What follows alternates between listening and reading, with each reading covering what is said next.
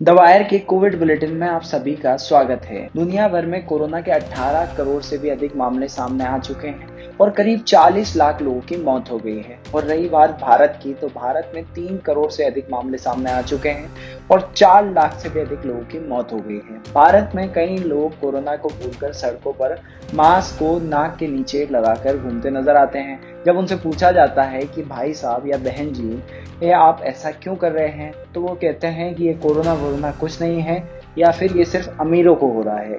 तो मेरा ये सवाल उन्हीं कुछ लोगों से है जो कहते हैं कि कोरोना कुछ नहीं है। तो वो लोग एक बार उन लोगों के घर जाकर उनका हाल जानें जिन्होंने अपने किसी अपनों को खोया है, तब शायद वो लोग मास्क लगाने लगे।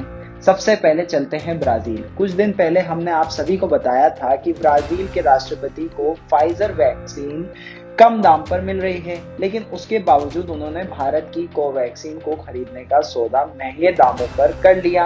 अब इस डील पर कुछ समय के लिए रोक लगा दी गई है। ब्राजील की सुप्रीम कोर्ट की जस्टिस रोसा वेबर ने कहा है कि सरकार की ओर से कोविड-19 महामारी प्रबंधन की जांच कर रही सेनेट कमेटी के साक्ष्यों के आधार पर जांच की जाएगी। हाल ही में स्वास्थ्य मंत्रालय के प्रमुख लुइस रिकार्डो मिरांडा ने भी कहा था कि उन पर भारत बायोटेक से 20 करोड़ टीके की खुराकों को आयात के लिए अतिरिक्त दबाव था। ये तो हुई ब्राजील के राष्ट्रपति की बात। अब करते हैं हमारे प्रधानमंत्री नरेंद्र मोदी की बात। प्रधानमंत्री नरेंद्र मोदी ने आज यानी सोमवार को कोविन ग्लोबल कॉन्क्लेव को संबोधित करते हुए महामारी में टेक्नोलॉजी के महत्व को बताया। संबोधन के दौरान सबसे पहले उन्होंने विश्व के सभी देशों में महामारी में जान गंवाने वाले लोगों के प्रति अपनी गहरी संवेदना प्रकट की। उन्होंने कहा कि 100 वर्षों में ऐसी महामारी पहले कभी नहीं देखी गई। Friends, Indian civilization considers the whole world as one family. The pandemic has made many people realize the fundamental truth of this philosophy. That is why our technology platform for COVID vaccination, the platform we call CoWIN, is being prepared to be made open source. Soon, it will be available in any and all countries. Today's conclave is the first step to introduce this platform to all of you.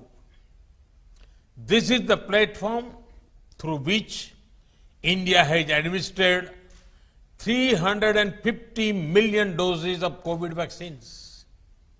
A few days ago, we vaccinated about 9 million people in one day. They do not need to carry around fragile pieces of paper to prove anything. It is all available in digital format. But best of all, the software can be customized to any country as per their local requirements. अब बात करते हैं 24 घंटे में भारत में कितने मामले सामने आए। भारत में 5 जुलाई 2021 को करीब 40,000 नए मामले सामने आए और 723 लोगों की मौत हो गई। इसके अलावा आपको बता दें कि रिकवरी रेट भी 97% बढ़ गई है। अब बस सरकार लोगों को समय पर वैक्सीन लगवाने में सक्षम हो जाती है तो वो दिन दूर नहीं जब भारत में कोरोना का एक भी केस नहीं बचेगा और भारत में लोग थर्ड वेव के लिए पूर्ण रूप से तैयार रहेंगे। एक खबर बिहार से जुड़ी भी है। बिहार सरकार अनलॉक 4 की तरफ बढ़ रही है। बिहार में 7 जुलाई से अनलॉक 4 की घोषणा कर दी गई है। इसके तहत अब राज्य में 11वीं और 12वीं तक के स्कूल 50% क्षमता के साथ खोले जा सकेंगे।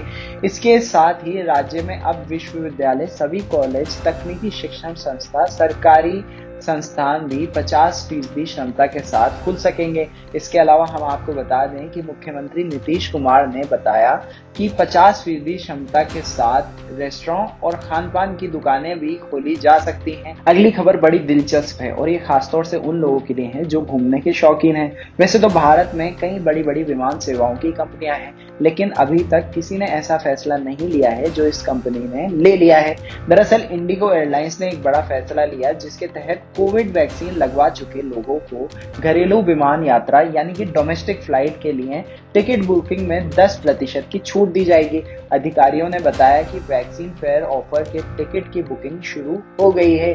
1 अगस्त से लोग इस सेवा का लाभ उठा सकेंगे। देश में कोरोना के खिलाफ टीकाकरण का अभियान काफी तेजी से चल रहा है। इस राष्ट्रव्यापी टीकाकरण अभियान के तहत अब तक 35 करोड़ 28 लाख से अधिक टीका लगाए जा चुके हैं। स्वास्थ्य मंत्रालय ने बताया कि बीते 24 घंटे में 14,80,000 से भी अधिक टीके लगाए जा चुके हैं। हालांकि बीते कुछ दिनों के मुकाबले टीकाकरण की रफ्तार कम हुई है, क्योंकि कुछ दिन पहले रोजाना 50 लाख से अधिक टीके लगाए जा रहे थे। इस बीच स्वास्थ्य मंत्रालय का कहना है कि सरकार पूरे देश में कोविड-19 के टीकाकरण की गति को तेज करने के लिए प्रतिबद्ध है। कोरोना वायरस महामारी लगभग पिछले 1.5 साल से भी ज्यादा समय से हमारे बीच में है। इसकी दूसरी लहर ने तो भारत में जमकर कहर मचाया। लोग संक्रमित होने के साथ साथ काफी संख्या में लोगों को अपनी जान भी गंवानी पड़ी। हालांकि अब कोरोना की दूसरी लहर थमती हुई जरूर नजर आ रही है, जिसकी वजह से ज्यादातर राज्यों ने अपनी राज्यों में लगी लॉकडाउन को हटा दिया है। लेकिन हमें ये नहीं भूलना चाहिए कि विशेषज्ञ कोरोना की तीसरी लहर को लेकर आगाह कई बार कर चुके हैं। ऐसे में हमारी जरा सी भी लापरवाही हम पर और हमारे बच्चों पर और हमारे परिवार के लोगों पर भारी पड़ सकती है। इसलिए अपना और अपनों का ख्याल रखिए, मास्क लगाइए, सैनिटाइजर को अपना साथी बना लीजिए और देखते रहिए द वायर का कोविड बुलेटिन।